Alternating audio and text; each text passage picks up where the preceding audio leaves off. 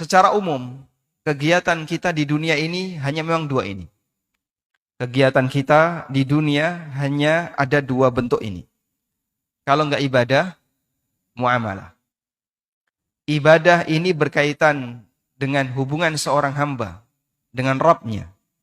Sedangkan muamalah berkaitan dengan hubungan hamba dengan sesama hamba. Hubungan makhluk dengan sama makhluk. Yang kita sering mengenal ada istilah hablum minallah wa hablum minan nas. Hubungan hamba dengan Allah dan hubungan hamba dengan makhluk. Sebagai muqaddimah yang pertama, pembahasan akhlak yang dibahas oleh para ulama. Pembahasan akhlak yang dibahas oleh para ulama, mereka memaksudkan akhlak itu mencakup dua hal ini. Akhlak kepada Allah dan akhlak kepada makhluk. Sehingga kalau dalam pemahaman sebagian orang, ketika mereka memahami akhlak itu hanya terbatas kepada makhluk, ini berarti dia tidak memperhatikan akhlak kepada Allah Subhanahu wa taala. Karena itu, ketika kita menyinggung akhlak, maka tolong dipahami. Saat kita menyinggung akhlak, cakupannya dua. Akhlak kepada Allah dan akhlak kepada makhluk. Sehingga ketika kita ditanya, siapa manusia yang paling berakhlak? Nabi Muhammad sallallahu alaihi wasallam. Sampai beliau dipuji oleh Allah Subhanahu wa taala. Wa innaka la'ala khuluqin azim. Sesungguhnya engkau Muhammad itu berada di akhlak yang paling agung. Allah mensifati akhlaknya Nabi Muhammad SAW dengan sifat azim. Sebagaimana Allah punya nama Al-Azim. Sebagaimana Arash disebut dengan Al-Azim. Sebagaimana Al-Quran disebut dengan Al-Azim. Akhlaknya Nabi SAW disebut oleh Allah dalam Al-Quran dengan Al-Azim. Wa innaka la'ala khuluqin azim. Sesungguhnya engkau berada di atas akhlak yang paling agung. Sehingga manusia yang akhlaknya paling mulia adalah Rasulullah sallallahu alaihi wasallam. Dan bentuk akhlak yang paling tinggi kepada Allah adalah memberikan hak Allah Subhanahu wa taala secara penuh kepadanya dan tidak memberikan kepada siapapun. Karena Allah tidak ridha ketika haknya diberikan kepada selain Allah Subhanahu wa taala, diberikan kepada selainnya. Sebagaimana yang Allah tegaskan, wa qadha rabbuka alla ta'budu illa iyyah. Rabbmu menetapkan bahwa engkau tidak boleh beribadah kecuali hanya kepadanya. Dan Allah tidak ridha ketika Allah disekutukan. Allah Subhanahu wa taala berfirman, "Wa may yusyrik billah." Barang siapa yang menyekutukan Allah Subhanahu wa taala, faqad harramallahu 'alaihil jannah wa ma'wahun nar. Wa ma lidh-dhalimina min ansar. Maka Allah haramkan bagi dia untuk masuk ke dalam surga, Allah haramkan dia masuk surga, wa ma'wahun nar, dan tempatnya di neraka. Karena Allah tidak ridha ketika haknya diberikan kepada selainnya. Maka manusia yang memberikan hak Allah kepada selain Allah, itu orang yang paling tidak berakhlak. Paling tidak berakhlak kepada Allah. Karena itu, perbuatan kesyirikan disebut sebagai dolim yang paling tinggi, karena dia melanggar hak yang paling tinggi, yaitu haknya Allah Subhanahu wa taala. Maka kalau sampai ada orang yang punya pernyataan, kalaupun orang itu berilmu dalam masalah agama, menyampaikan tentang syariat, nggak boleh dia kesampingkan akhlak kepada manusia. Lalu dia tidak menghormati kesyirikan. La haula wala quwata illa billah. Ini sama dengan kita fokus pada akhlak kepada makhluk, tapi kita tidak mempedulikan akhlak kepada Allah Subhanahu wa taala.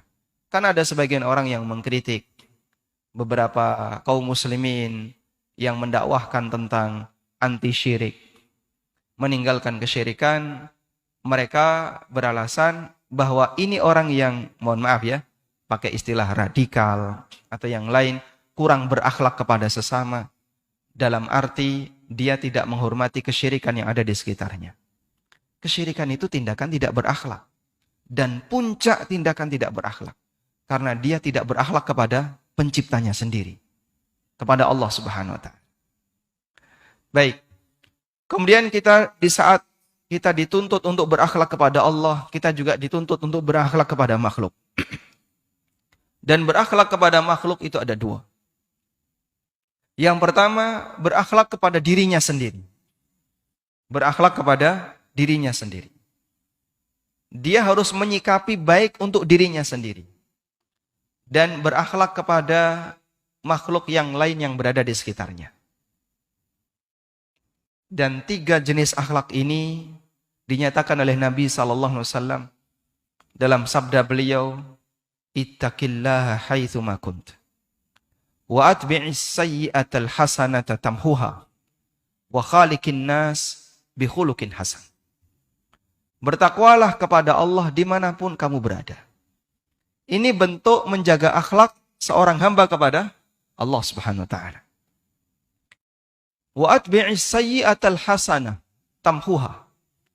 Ikuti perbuatan jahat yang kamu lakukan, perbuatan maksiat yang kamu lakukan dengan perbuatan baik. Tamhuha, niscaya perbuatan baik itu akan menghapus dosa yang telah kau kerjakan. Sehingga di poin yang kedua ini kita diajarkan untuk berakhlak baik kepada diri kita sendiri. Maksiat itu sama dengan mendolimi diri sendiri. Sehingga orang yang bermaksiat hakikatnya dia tidak berakhlak dengan dirinya sendiri. Dia numpuk beban, numpuk dosa, numpuk kezaliman bagi dirinya. Nabi SAW tunjukkan solusinya. Ikuti perbuatan maksiat dengan perbuatan al-hasanah, kebaikan. Dan bentuk al-hasanah dari maksiat adalah taubat. Yang diikuti dengan amal saleh. Wa'adbi'is sayyi'atal hasanah tamhuha. Agar kita tidak terbebani dengan dosa itu, maka perbuatan baik yang kita lakukan pasca kita bermaksiat akan menghapus maksiat yang kita kerjakan. Wa khaliqin nas bi khuluqin hasan. Dan bersikaplah kepada sesama manusia dengan akhlak yang mulia. Sehingga kita menjaga hubungan baik dengan keluarga, dengan orang tua, dengan istri dan anak, dengan tetangga, dengan kawan dan seterusnya. Itu bentuk berakhlak jenis yang ketiga. Setelah kita berbuat baik pada diri kita sendiri. Maka jangan sampai gara-gara ingin menjaga hubungan baik dengan teman, nekat maksiat. Berarti jadinya apa?